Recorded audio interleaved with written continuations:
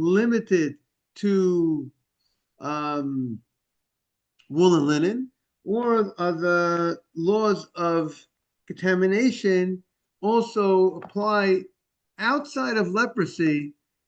When the Torah says garments, maybe meaning leprosy, it's wool and linen, but maybe by other areas of contamination, other situations like by not leprosy, by a dead mouse or other types of situations of contamination, it also refers to other types of materials like cotton, polyester, other things.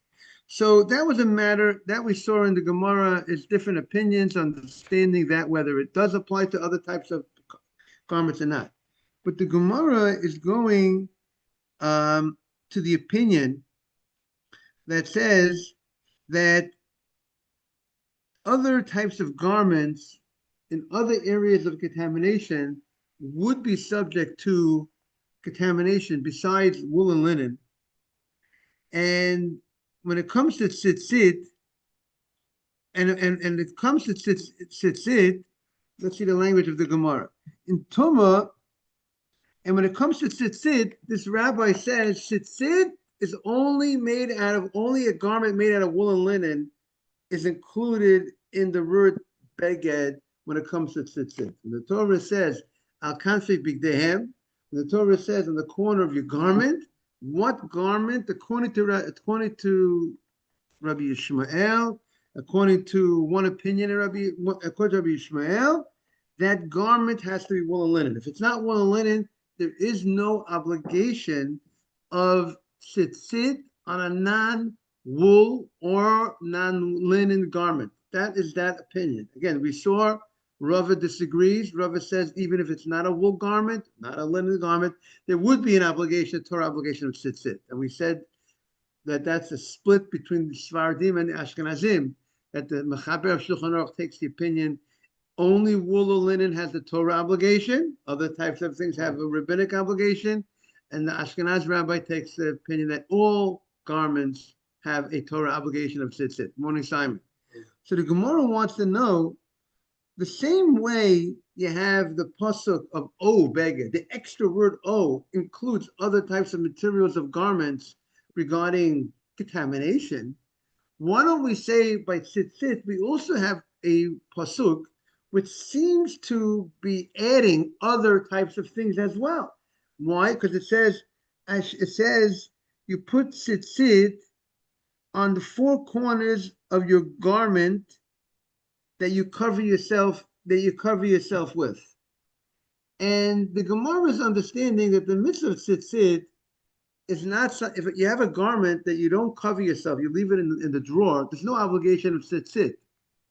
So the Gemara doesn't feel that what is the necessity that the pasuk says that if you tell me it's your four corners of your garment, and the Gemara's understanding is the garment that you wear, what do you do with a garment? You wear a garment, and the obligation of putting on tzitzit on your garment is a garment that you wear. So why does the Torah say asher techaseh? A garment, the four corners of your garment that you cover yourself with. That's usually what you do with a garment. You cover yourself with a garment. So what is the Torah saying that you cover yourself with? So the Gemara says, why don't we say that this seemingly extra word is teaching us that you cover yourself with means any type of garment, meaning that you cover yourself with, not limited to wool and linen. So why are you saying that the laws of tzitzit, of the obligation of tzitzit, are limited on wool and linen? Why don't we use those words of that pasuk, which seems superfluous, to teach us other types of materials with other types of content? So the Gemara said that we need those extra words. Yes, we agree that seems to be extra, but that it's coming to tell us something else. It's not coming to tell us that you have to put tzitzit on other types of garments, other types of materials. Rather, this pasuk of that you cover yourself with is telling you even a person who is blind, he covers himself with a garment. He has to put on tzitzit on his garment. The blind man has to put tzitzit on his garment. We said yesterday that a blind man is pretty much obligated in all mitzvot. Maybe there's an exception of a mitzvah that the Torah talks about. You have to see or something. We have to see that. We have to see that. But general mitzvot, the blind man is obligated, but we need a pasuk to tell us that it's coming to include, even he's also included in mitzvah tzitzit. Now, why do you need a special pasuk? You don't need a special pasuk to say that a blind man is obligated to honor his parents. You don't need a special pasuk that a blind man is obligated to keep Shabbat. What do you need a special pasuk to tell me, to come to tell me that a blind man is obligated to mitzvah tzitzit? So the Gemara said, because we have the pasuk urite moto. When it comes to tzitzit, the Torah talks about seeing. And you might have thought, since the Torah talks about you see the tzitzit and you remember the mitzvot, you would think that the Torah is talking to a person who could see. That's what it seems to be. If you can't, person can't, that's what it seems to be. But if the person can't see, if the person is blind, how is he able to see? So if the Torah says, I want you to make tzitzit for yourself, and I want you to see the tzitzit, and when you see it, you're going to remember all the mitzvot, right? The mitzvah tzitzit is a mitzvah to help us. All the mitzvahs to help us, but some mitzvahs are more out there that it's you see what the purpose of the mitzvah is very clear. That you should remember the mitzvot of Hashem, right? It doesn't say what's the purpose of honoring your parents. The Torah doesn't say what's the purpose of it. Of course, as we all understand, it's a great purpose. Here, the Torah says, what I want you to see the tzitzit to serve as a reminder, right? That's what the purpose of the tzitzit is. So, but the guy who can't see, maybe he would be exempt from the mitzvah. You would have thought that he's exempt from the mitzvah of tzitzit. And therefore, you need this pasuk, asher techaseh bo, the four corners that you cover yourself with, to, good morning, Mark, to include this type of person who is blind. We are on 27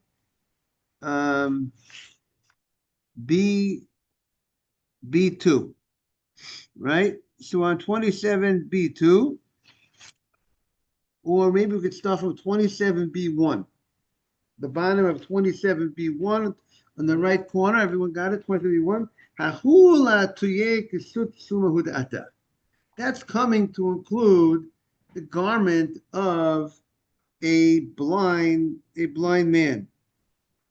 So the Gemara says, and here the Gemara is the Tanya. Here is the quote of the Braita. We're now on 27B2 now. We just moved a little bit. What does it say? The Tanya, we learned in the Braita. Urite moto. The pasuk says you will see it. And we said yesterday, there's a very famous argument between Nachmanides and Rashi, Ramban and Rashi. What is the meaning of the word uritem oto? Who is the oto? Right? You will see it. What is the it? Uritem oto is kartem et kol mitzvot Hashem. So simply, most people would just say, you'll see the tzitzit, and you'll remember the mitzvot. And what do you say? Some people, because of that, some people actually leave out the tzitzit. But and Rashi says, now how by looking at the tzitzit will you remember the mitzvot? Why you look at the mitzvot? So the Rashi says, you know what? Tzitzit equals 600. Tzaddik is 90. 2 tzaddik is 180. And you have and you count. If you count 2 yuds, the yud is 10 is 20. 2 yuds is 20. 180 and 20 is 200. And the tough is 400. You got 600 in the number tzitzit. 20 atoms. 8 strings and 5 knots. 613. So you look at the tzitzit, you see 613. Oh, I got to remember that. That reminds me of the 613. It's katem et kol mitzvot Hashem. I remember all the mitzvot of Hashem. That is per tzitzit. Right. right? Just like you only count 8 strings, and you don't count 8 times 4, right? So we got the knots, right? 1, 2, 3, 4, 5. Got the 5 knots, 8 strings. Because maybe Mark, I'm not looking at all my tzitzit at once, right? Maybe if you put them all together, maybe you gotta read them all. You look at it, you see it, and you remember. Well, that's Rashi. Ramban takes issue with Rashi's understanding, and he says Rita Moto is not referring to seeing the tzitzit, specifically these tzitzit, it's referring to one of the tzitzit, the blue string, the tchelet. Because the pasuk says, "V'nosnu al tzitzit hakanaf, betil tchelet." What's the context of the pasuk? You place on tzitzit. There's supposed to be one of the strings. That's supposed to be made out of blue. This blue, special blue dye, right? You have that blue wool dyed with blue. And then if it says v'nosnu al tzitzit hakanaf betil tchelet, v'yilachem tzitzit uritem oto. Going back on that tchelet, we were just talking about that blue dye, that blue string. You'll see it and you remember the mitzvot. How am I looking at the blue string? You remember the mitzvot? That blue reminds you of the ocean, and the ocean is facing the sky, and it reminds you about the heavens. You think about God. You remember the mitzvot. So the color blue, morning Asaf, is going to bring you to think about heaven. Think about Hashem. It's a special fish, and it's from the sea. And the whole question: do we know what's which is the fish or not? And so that is the argument. Now, so comes the Gemara, says to Tanya. We're on 27b2, top of the page. To Tanya, we learned to the right. We'll read them moto. The Torah says you shall see the tzitzit. Prat l'ksut laila. That tells us that, you know what? Tzitzit is not a mitzvah that's 24/7. There are certain times that the mitzvah of tzitzit will not apply.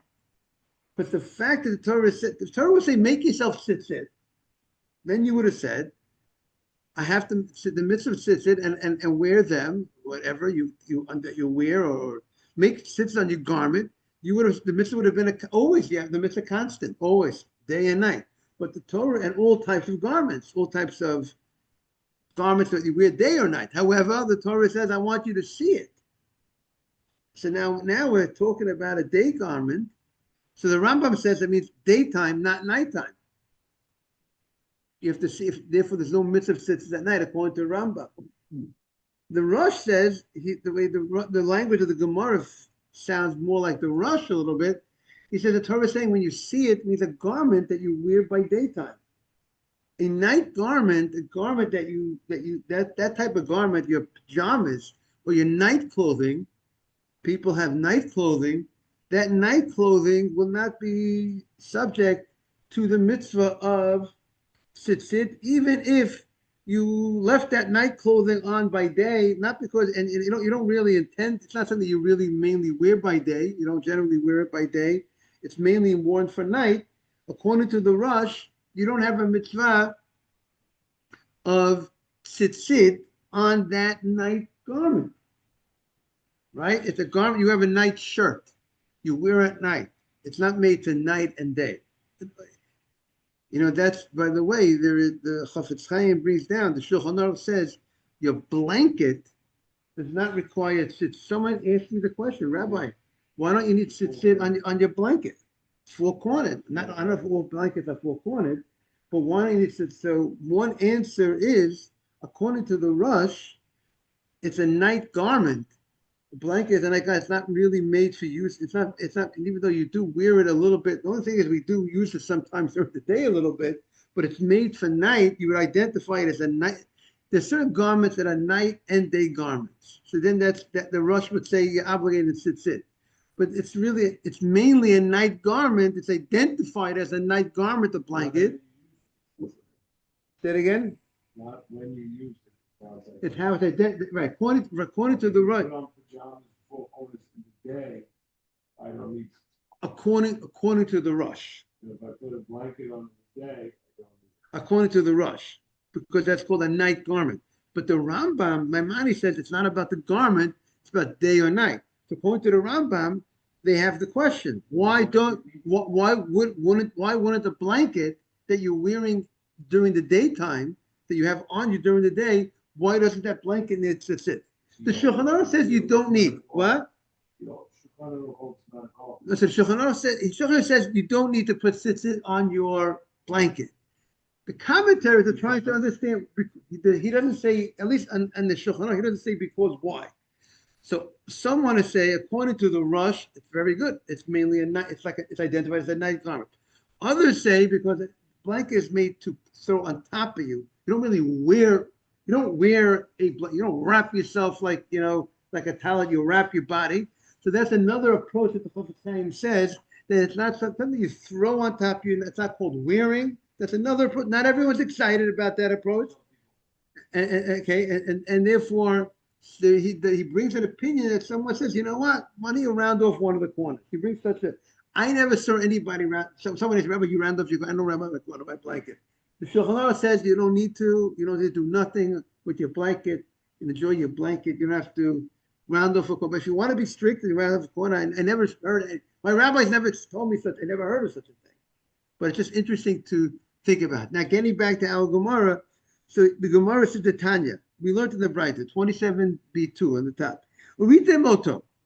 You need to see it. Prat l'ksut laila. This excludes a night garment. A night garment you generally don't see. It's nighttime. You don't see it. Therefore, the Torah is not obligating you to put on tzitzit. The Torah is saying, put on tzitzit on the corner of your garment and you see it. So what garment are you talking about? It's a day garment, not a night garment. Ata omer. Prat l'ksut laila. You're telling me that this pasuk is excluding a night garment. O einu ela prat l'ksut sumah. Maybe it's coming to say that a person who is blind, who is not able to see his tzitzit, maybe that's what the pasuk is saying. You have to be able to see it. If you can't see it, you don't have a Torah is not obligating the guy who can't see to put on tzitzit. So the Gemara says, no. I know the blind. The Torah went out of its way to include the blind man. The garment that you cover yourself with, obviously you cover yourself with the garment. What's the pasuk coming to tell us? That's harek sut suma. Those extra words are coming to include the blind man. The blind man, which also shows you, by the way, a little bit up in Musar, the activity of Torah goes out of its way to include the blind man in this, to obligate the blind man in this amazing mitzvah. So the Gemara says, so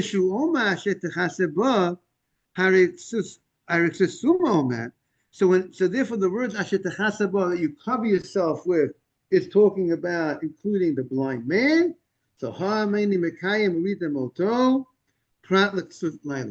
the word rita moto is coming to exclude a night garment, and ashet chaseba is coming to include the blind man, and therefore we do not have any pasuk available to include other types of content, other types of materials, other than wool or linen, according to this opinion. So the Gemara says, say it again? That's why it's preferred to use wool, because this opinion holds you do not have the mitzvah on a Torah level other than wool or a linen garment. Good morning, Dr. Kevin. So the Gemara says, where we have a size requirement for receiving Tumah, we have a size requirement for the size of yes. I mean, we say amma by amma, which that's why you see there's some say it should be a minimum of 18 inches by 18 inches of the smaller tzitzit, and some say it's amma by amma is up to 24 inches by 24 inches. Now, David Feinstein, I mentioned yesterday, I think, he held, I think, an amma was like 21 and a half, 21 plus. So we would get the 22 by 22. It's a little big, but it's not 24 by 24. But that was his. Garment, it's 17 by 17. It does look. That's what it sounds like, but we could do a little more research. Off the cuff, it needs to be amma by amma, but we could look it up. We gotta check it up. It's just Rabbi, I see some people wear they put the tefillin on today. yes, yes, right, What's going on with that? right. Because there's a whole question whether they found, do they have the right dye? And some say they found the right dye. Others say been many years that we haven't had it. We haven't had a tradition on it for many years, and therefore we can't rely on it that this is the right thing. Um, but the, but the Gemara says, by the way, there used to be people who used to, tchelet is a royal color, as you see in Bayach Hashverosh. They came with tchelet, argaman. So royal. So it was, and therefore there were people who used to counterfeit in the other days. Try to present it as, but it's not. So now today the people that are doing it, they feel they have the right one. They feel they found the right one. But it's interesting to note the Gemara says even if you don't have the tchelet, you still get the mitzvah of tzitzit. Meaning it's not all or nothing type. Meaning if you have four. If you're missing the aravot, you don't got the mitzvah. If you're missing one of the four species for sukkah, for the mitzvah of sukkah of the lulav, you don't get the mitzvah. But here you get the mitzvah of tzitzit. You just lost out the mitzvah of the tchelet, but you still Simon. You still get the mitzvah. Everyone is still getting the mitzvah of tzitzit. We're missing out the tchelet. So the Gemara says, "Uma ro'it." The Rabot Suma.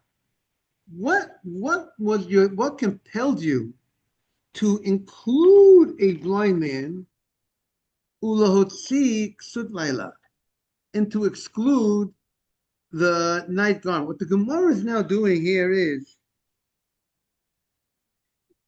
that you have this pasuk. You have the pasuk of Urite Moto. You have to see it. And you have another pasuk of Asher Techasaba that you cover yourself with, and we say that's coming to tell us a blind man. Why? What compelled you to do that? To say it that way? Ma ra'it. What did you see to go ahead and l'rabot suma to include a blind man ulahotzi and to exclude sut laila, a night garment?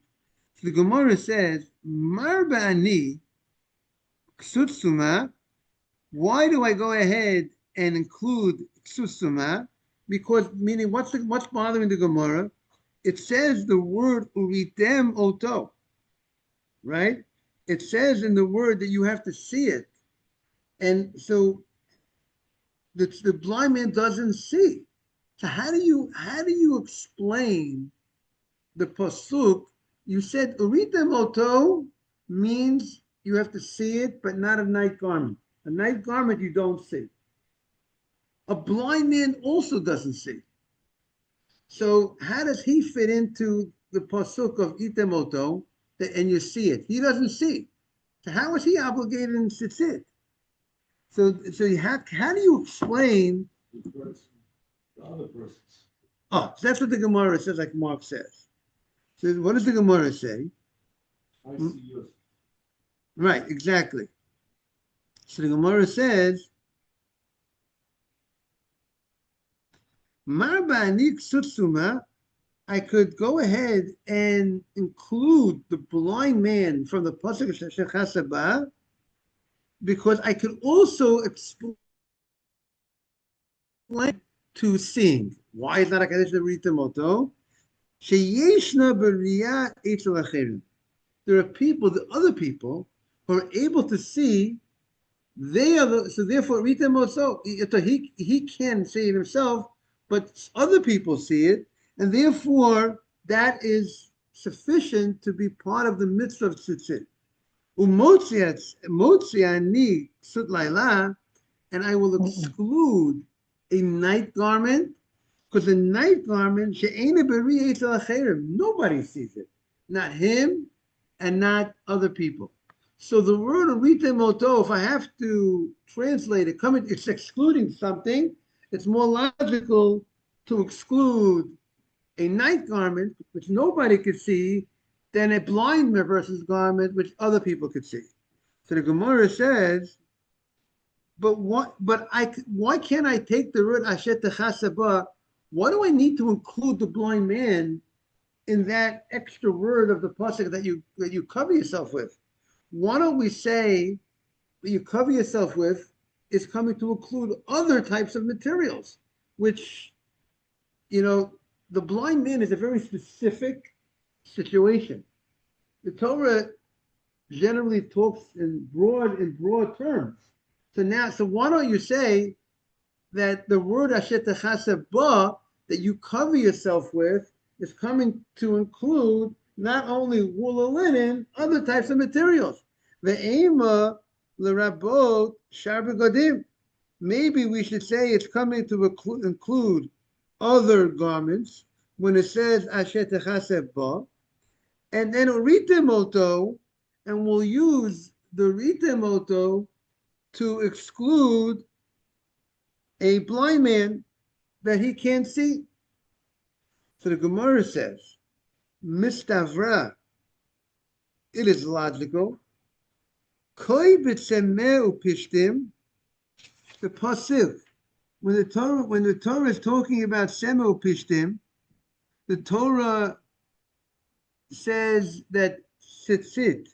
It says semeh upishtim yachtav. It says shatnez. Shatnez is made from wool and linen, and then it connects it to tzitzit and follows by the mitzvah of tzitzit.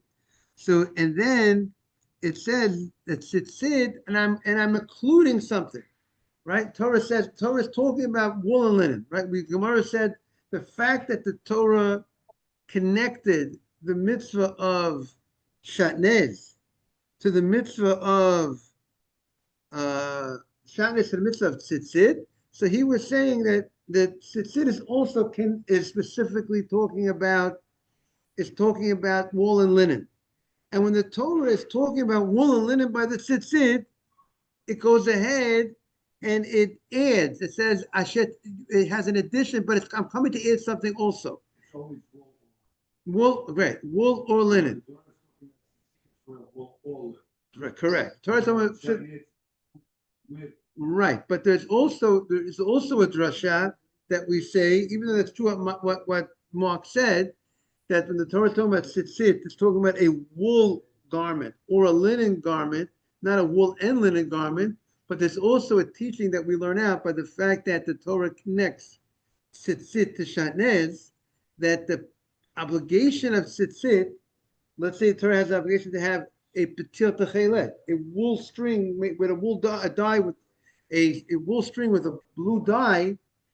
That mitzvah would say we spoke about will knock out the lo say of shatnez.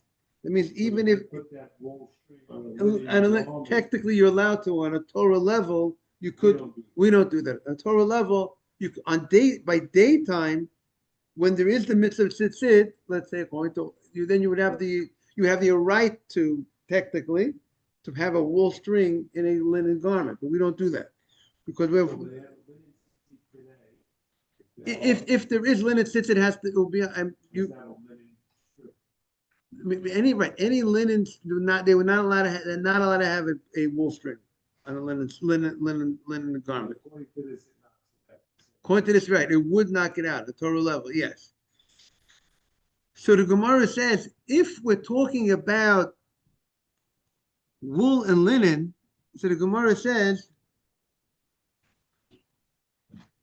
so if we're talking, since it's the case of tzitzit, is talking about wool and linen, so it's logical, if I'm talking about a wool and linen case, I'm talking about a tzitzit made of wool, and I want to clarify, or linen, so most probably it's adding, and now I'm going to just add another something. Usually, logical, I'm going to add another case of wool or linen, right? If I'm talking about, if the subject matter is wool or linen, and I'm coming to say, not only this, there's something else that also is obligated. So logically, it's something else that's also wool and linen, because that is what the case is wool or linen. So therefore, the Gemara says it makes more sense. I'm coming to add a blind man's garment, which is made of wool or linen. To say that I'm talking about wool and linen or linen, and I'm adding something that's not wool or linen, other types of material, is not as logical. So if the subject matter is the Torah says tzitzit is on a wool or linen garment, and then the Torah says and a garment that you cover yourself with, I'm adding something in addition. So the logic is if I'm talking about wool or linen, I'm adding something which is also wool or linen. Not that I'm talking about wool and linen and I'm adding something which is not wool or linen.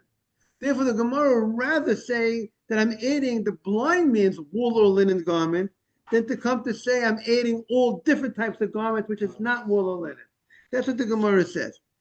That the Gemara says, Mistavra, the logic is, we're talking about wool or linen garment. Marbeh semel pishtim. I'm coming to include something that's also similar to also wool and linen or linen. I'm coming to include something in that family. But koibet semel pishtim. But if I'm in the family, if I'm discussing wool or linen, marbeh shar begadim. Is it logical? I'm coming to include other garments. It's not so as logical. Therefore, if I have to pick something I'm coming to include, it's true that if I would not have anything else to include, I would say, okay, most probably it's coming to include also other types of content. But if I have something else on the table that I'm a good thing to say that it's coming to include, which it's necessary to include, because the blind man, you would have thought he's exempt from tzitzit, because it says, you have to see it. He doesn't see. It's a big chidush that the fact that, like Mark said, someone else sees it, we're not going to, at the end of the day, he's not going to be excluded from the parsha of tzitzit. And I take out a big musar of this. The Torah is so concerned about the blind man. And I got to have we have a whole extra word in the pasuk. We're talking about the blind man. He's important. Is that a beautiful? I think it's a beautiful musar. Every Jew is important. And here the Torah is goes after. We say also in the morning, could a blind man say about Birkat HaShachar, say Pokeach Ivrim, right? So we have to look up in the halacha, can a blind man say that bracha or not? The reason that people would say he could say the bracha, because even though Pokeach Ivrim means Hashem opens up the eyes of the blind, meaning we were sleeping during the night, we didn't see, now we're able to see. But the blind man can't see. We thank Hashem, the Birkat HaShachar, all the different things we're able to do, right? We're able to, you could walk, all different things. Would a blind man say that bracha? I'm saying the logic would be, again, we're going to look up, I'm going to have homework to do, you know what I mean? And the logic would be, he could say it because based on this Gemara, because other people could help him. He benefits. There is this thing that he benefits where other people are able to see because that helps him. That helps the blind man. That we're able to help the blind man. So if no one could see, he would have a big problem. But the fact that he's benefiting by our seeing. No, but that's him. No, he has to do that because we are helping him. So he has to be thankful. That's what I would say off the cuff. But I need to go. I need to take out the Shulchan Aruch to see if that's correct. What I just said. And so I'm going to get back. Mark's going to remind me about my homework. Okay, everybody. Have a great day, everybody. Shalom. You too. All the best, everybody. Take care. Saf and Ronnie and Ralph, and we'll look up that question. Shabbat shalom. Thank you. Bye-bye. Bye-bye. Sure.